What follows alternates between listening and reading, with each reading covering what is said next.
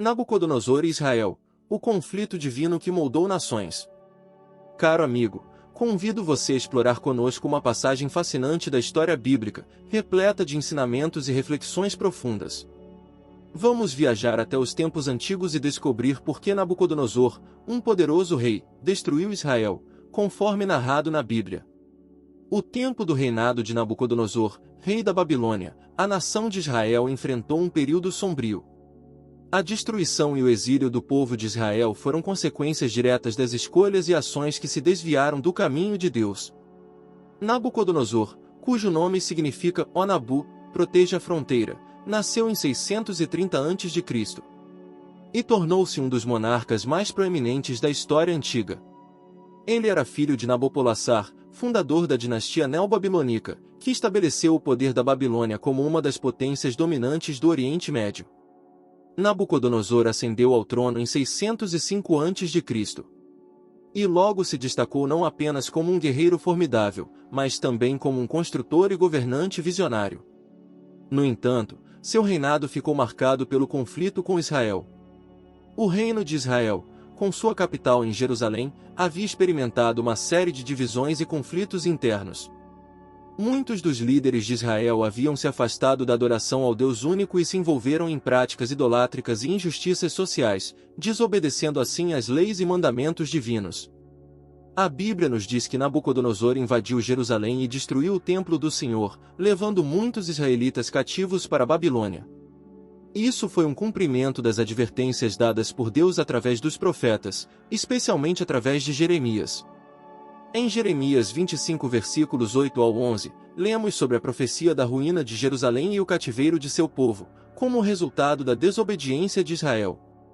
Portanto, assim diz o Senhor dos Exércitos: porquanto não destes ouvidos às minhas palavras, eis que enviarei, e tomarei a todas as famílias do norte, diz o Senhor, e a Nabucodonosor, rei de Babilônia, meu servo, e os trarei sobre esta terra, e sobre os seus moradores, e sobre todas estas nações em redor, e os destruirei, e farei deles um espanto, e um assobio, e lugares perpétuos de desolação.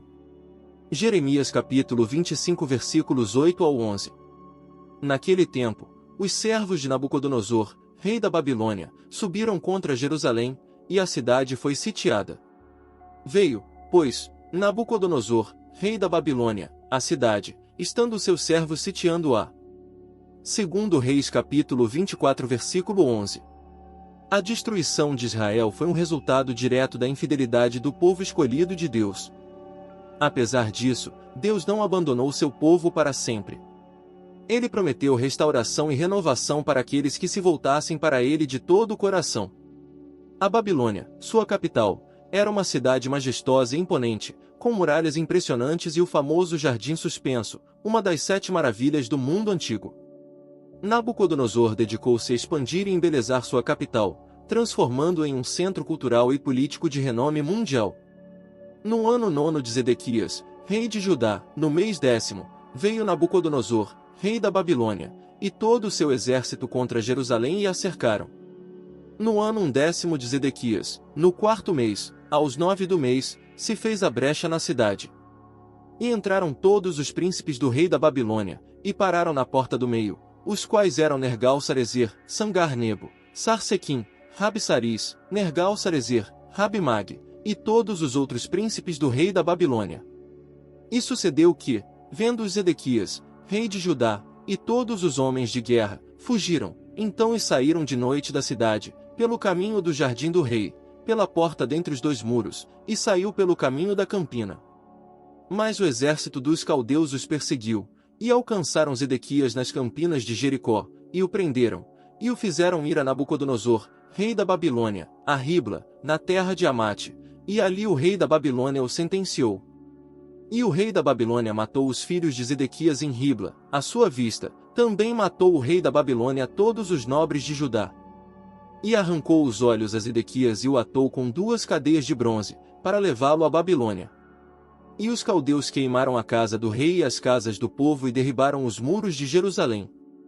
E o resto do povo que ficará na cidade, e os rebeldes que se tinham passado para ele, e o resto do povo que ficou levou Nebuzaradã, capitão da guarda, para a Babilônia. Mas os pobres de entre o povo, que não tinham nada, deixou Nebuzaradã, capitão da guarda, na terra de Judá, e deu-lhes vinhas e campos naquele dia. Mas Nabucodonosor, rei da Babilônia, havia ordenado acerca de Jeremias, a Nebuzaradã, capitão dos da guarda, dizendo: Tomam, e põe sobre ele os olhos, e não lhe faças nenhum mal, antes, como ele te disser, assim procederás para com ele. Deste modo, Nebuzaradã, capitão dos da guarda, ordenou a Nebuzasban, Rabi-Saris, Nergal-Sarezer, Rabi-Mag e todos os príncipes do rei da Babilônia. Mandaram retirar Jeremias do átrio da guarda e o entregaram a Gedalias, filho de Aicão, filho de Safã, para que o levasse à sua casa, e ele ficou entre o povo.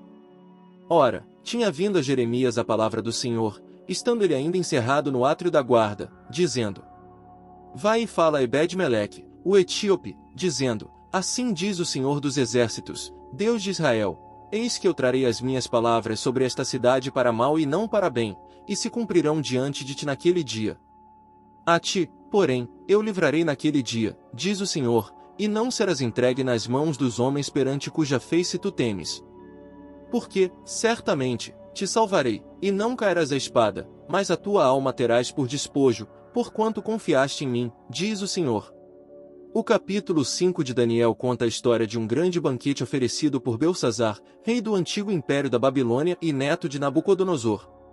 De fato, esse foi mais do que um banquete, tornando-se uma orgia insolente e irreverente contra Deus. Numa tentativa de mostrar que era maior do que o Deus de Israel, Belsazar mandou trazer os utensílios de ouro e de prata do templo em Jerusalém, os quais haviam sido saqueados por Nabucodonosor, e os utilizou na festa que ofereceu aos seus convidados.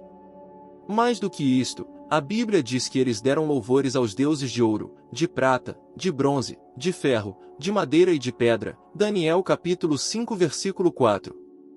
Ouro, prata, bronze e ferro compunham a sequência dos metais da estátua do intrigante sonho de Nabucodonosor. Em vez de dar honras ao Deus do céu, Belsazar preferiu louvar os deuses deste mundo. Deus havia concedido a Belsazar muitas chances para corrigir seus erros, mas ele insistiu em sua vida de pecados. Esse lascivo rei figura como um exemplo de pessoas que buscam nas diversões uma válvula de escape, até perceberem que, passada a euforia, retornam ao ponto de partida ainda mais vazias e escravas de estímulos maiores, atingindo, por fim, a completa decadência.